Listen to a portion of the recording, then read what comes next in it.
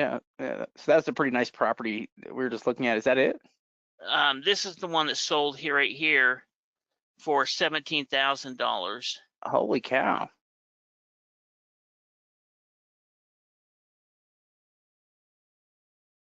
That You was know, a steal. yeah, yeah, really good. You can see there are a lot of manufactured homes within the area, so it kind of fits within it. And the county's value, or Redfin's valuing at, 205. You can see it's on a good half-acre lot, 3-bedroom, 2-bath.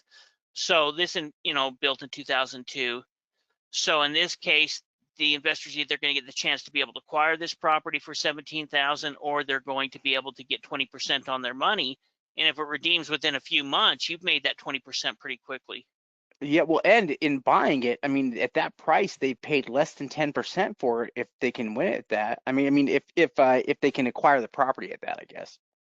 Yeah, well, I mean, that's what they essentially want it for. So we'll have to see if it doesn't redeem or not. But you can see that there is some opportunity within these. And